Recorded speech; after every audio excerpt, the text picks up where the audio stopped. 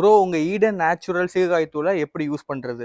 அவ்வளோதானே, நான் சொல்லித்தரேன். ஃபர்ஸ்ட் நம்ம ஏர் டைட்ல கொடுக்கணும் தெரியுமா, அந்த சீக்காய் தூளை வந்து பிரிச்சுக்கலாம். நான் வந்து 100 கிராம் பேக்கெட் வந்து கையில் வச்சிருக்கேன். ஸோ இதில் நீங்கள் என்ன பண்ணணும் அப்படின்னா, இந்த மாதிரி ஸ்பூனில் வந்துட்டு நான் கொஞ்சம் எடுத்துருக்கேன் பார்த்தீங்களா, ஸோ இந்த மாதிரி 2 டேபிள் ஸ்பூன் எடுத்துக்கோங்க.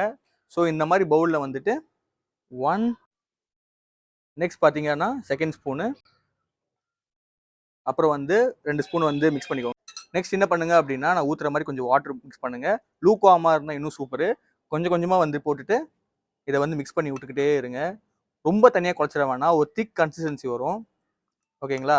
ஸோ இப்போ வந்து ஃபர்ஸ்ட் நீங்கள் தண்ணி ஊற்றுறப்போ கொஞ்சம் மிக்ஸ் பண்ணுறப்போ இந்த மாதிரி வந்து நிற்கும். ஸோ நெக்ஸ்ட் இப்போ என்ன நீங்கள் பண்ணணும் அப்படின்னா, இன்னும் கொஞ்சம் வந்துட்டு ஊற்றிட்டு கலந்தீங்க அப்படின்னா சீக்காய் தூள் வந்து ரெடி.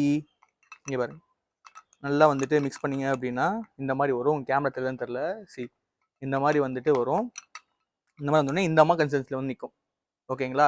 ஸோ இந்த மாதிரி நம்மளோட சீக்காய் தூள் யூஸ் பண்ணுறதுனால உங்களுக்கு ஸ்பிட்டன்ஸ், டேண்ட்ரஃப், ஹேர் ஃபால், அதுக்கப்புறம் சில பேர் இளநரை கூட கண்ட்ரோல் பண்ணி சொல்கிறாங்க.